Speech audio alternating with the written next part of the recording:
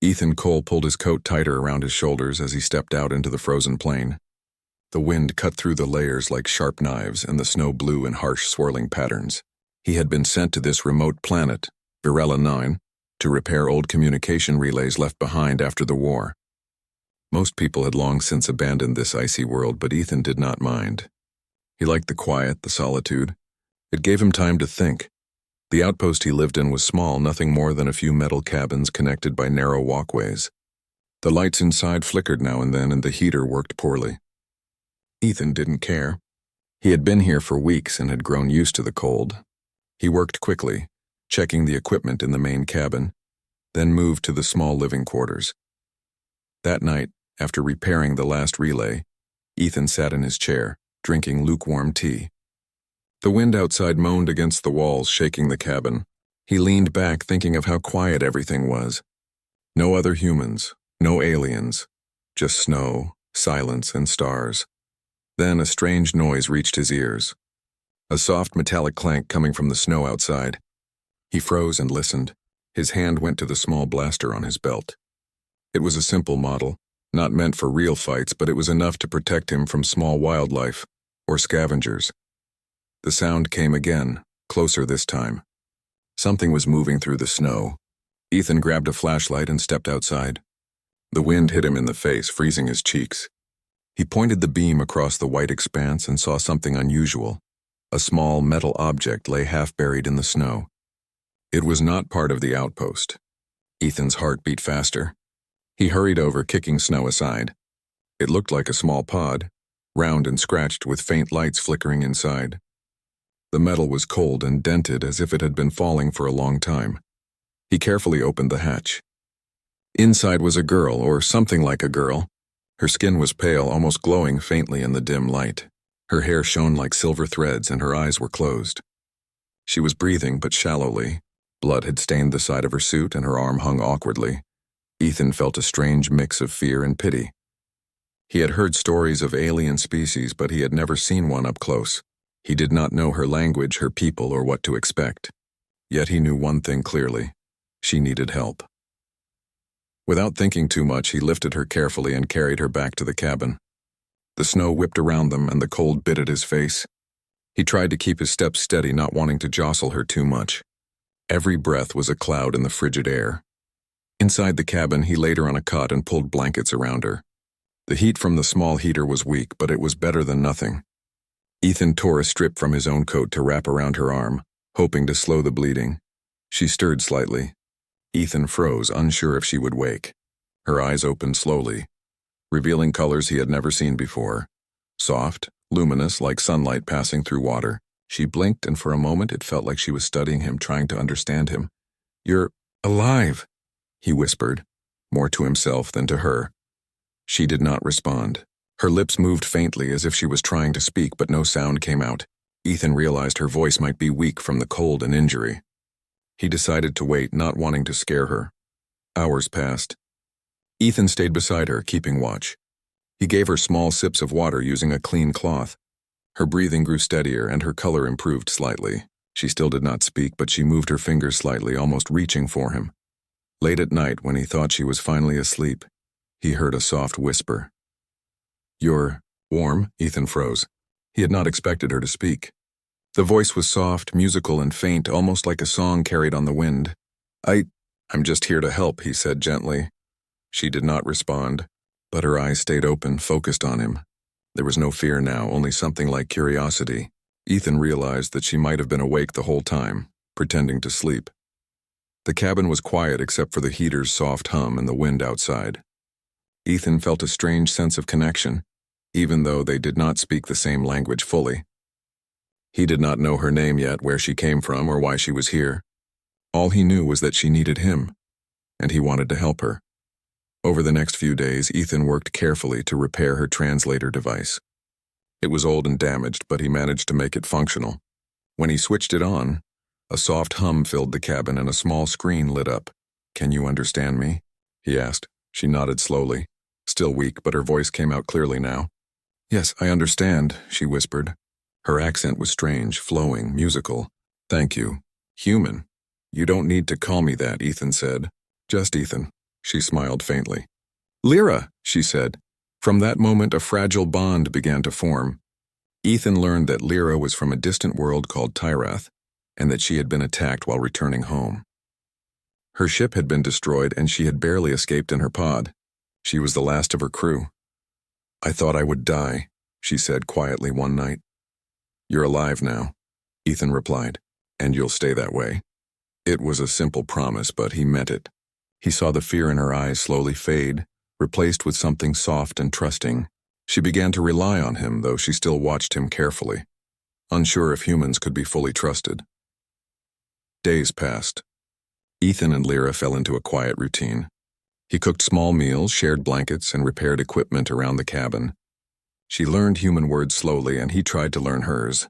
They spoke of simple things: the taste of food, the color of the sky, the quiet sounds of the wind outside.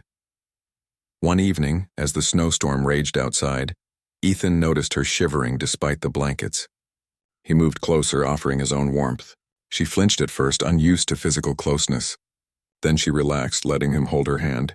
You're warmer than I imagined, she whispered. Ethan smiled softly. It's just cold out there. You'll feel warm soon. But it was more than the cold that kept her close to him. There was a comfort in his presence, a safety she had not felt in a long time. And for Ethan, there was a fascination he could not explain. Her eyes, her voice, the way she moved. It was different from anything he had ever known, but it was not threatening. It was human in its own way. The snowstorm continued for hours, but the cabin was safe. Lyra rested against him, quiet and calm. Ethan watched the storm through the small window, thinking about how strange life could be. He had come to this lonely world to repair machines and fix old equipment. But now he was caring for a living being from another world. And when she whispered again, just barely audible, "You're warm," Ethan understood. It was not just the warmth of his body she felt. It was the warmth of care, of kindness, of life itself. Outside, the stars shone through the storm in tiny flashes. But inside the cabin, a different kind of light had begun to shine. One born of trust, hope, and something neither of them fully understood yet. Ethan stayed awake that night, watching her sleep, feeling her small hand in his. He did not know what the future would bring, or whether she could survive this harsh world. But for now, she was alive. And for now, they had each other. The cold wind howled outside, and the heater hummed softly. But inside the small cabin, a quiet warmth spread. It was not the warmth of a fire alone. It was the warmth of connection, of life reaching across the stars, of two beings from very different worlds finding something familiar in one another. Ethan smiled faintly as he closed his eyes for a moment. Tomorrow he would continue repairing the outpost, tending to Lyra, and learning more about her world.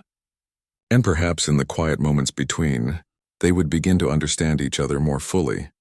For the first time since he arrived on Virella 9, Ethan felt that he was not alone, and Lyra, resting against him, whispered once more, just before sleep took her completely, "You're warm." Ethan woke to the soft glow of dawn spilling through the small window of the cabin.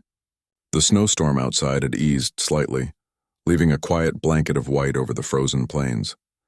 Lyra was still asleep, wrapped in the blankets he had layered around her the night before.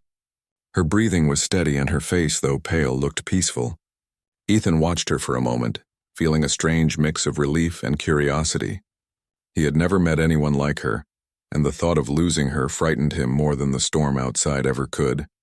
He moved quietly to the small counter where he kept supplies. Water, rations, and some basic medical tools were lined neatly. Ethan had learned to be careful with her injuries. The small cuts on her arms were healing slowly, but the bruise on her side worried him. He checked the small device he had repaired the day before, the translator. It flickered softly, ready to help them speak. "Good morning, Lyra," Ethan said softly, not wanting to startle her.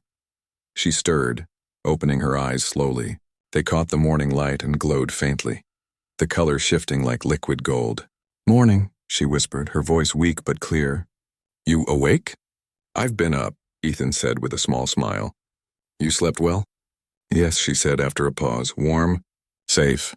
She blinked and looked around the cabin. "You're home?" "Yes," he replied. "It's small, but it's safe. That's what matters." He moved to the heater, checking it. It hummed steadily, keeping the cabin just warm enough to keep her comfortable. Lyra's eyes followed him, curious. She had not asked many questions before, but now her attention seemed to sharpen. "Human, why help me?"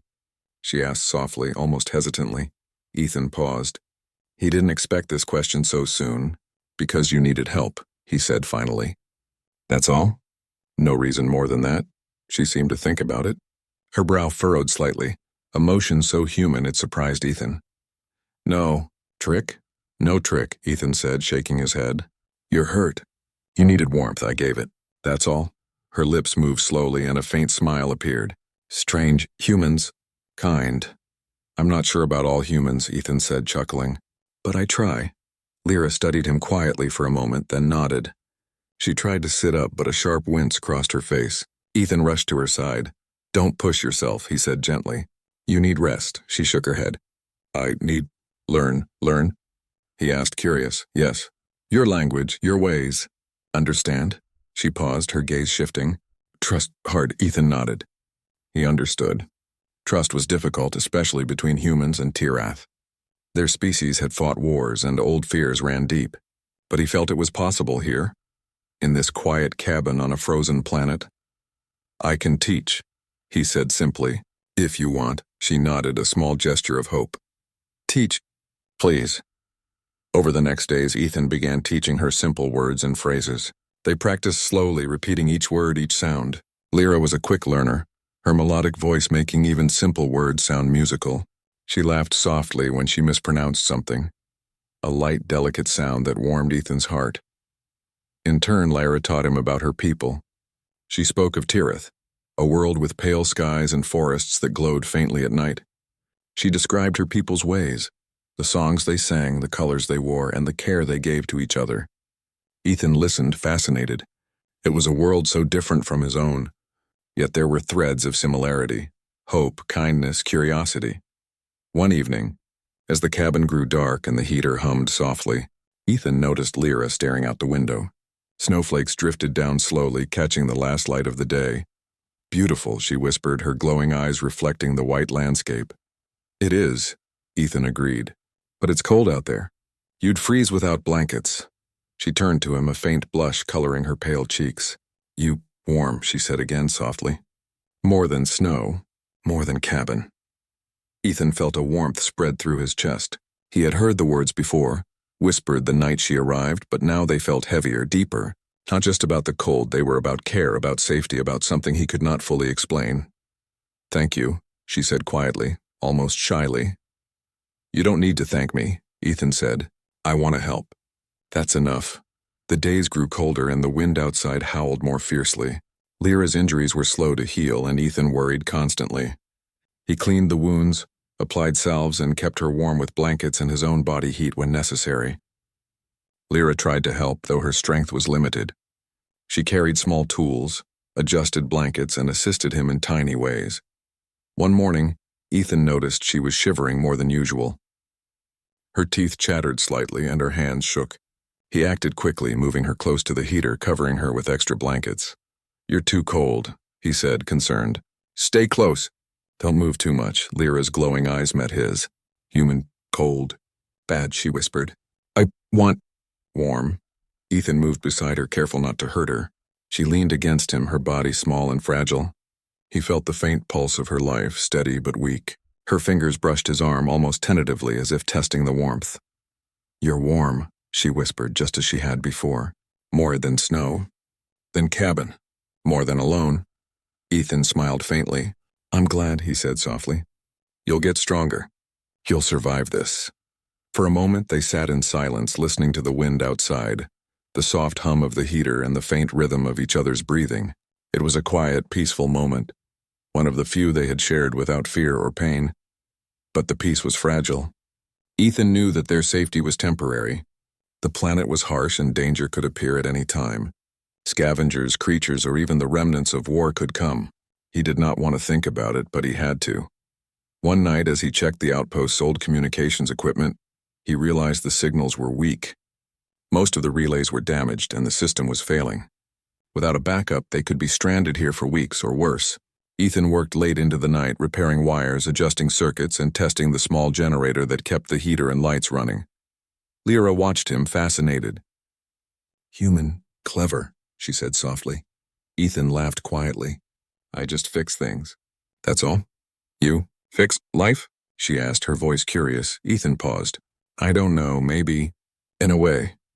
He met her glowing eyes. "You're alive because of me. That counts, right?" Lyra nodded, a faint smile touching her lips. "Yes, counts. Warm, safe, life." The bond between them grew slowly. Trust, like a fragile plant, needed careful care, and Ethan tended it patiently. He did not rush Lyra, nor did he force words or actions. He learned her moods, her silences, her small habits. In turn, Lyra began to open up, sharing thoughts and memories of her world, her crew, and the life she had once known. One afternoon, Ethan prepared a small meal for both of them. The smell of cooked food filled the cabin, mingling with the faint scent of metal and snow outside. Lyra watched him, fascinated, and then attempted to eat, carefully picking at the food. "Not bad," she said finally, her tone cautious but pleased. Ethan smiled. "I can cook better when I have more ingredients," he said. "But it will do for now." She nodded, her glowing eyes softening. "Good, human. Good." Time passed slowly, and the cold world outside seemed to fade whenever they were together in the cabin. Their days became routines of care, learning, and quiet conversation. Lyra's strength returned slowly, but more importantly, she began to trust him. One night, as the wind howled and the cabin lights flickered, Lyra looked at Ethan. "You stay?" she whispered. "I'm not going anywhere," Ethan said firmly. "You need me. I'm here." Her hand brushed his arm again, and for a moment the world outside, with all its storms and dangers, did not exist. Inside the small cabin there was only warmth, safety, and a fragile bond forming between two beings from very different worlds. And though neither of them fully understood it yet, that bond would guide them through the challenges to come, a quiet strength that neither snow, storm, nor fear could break.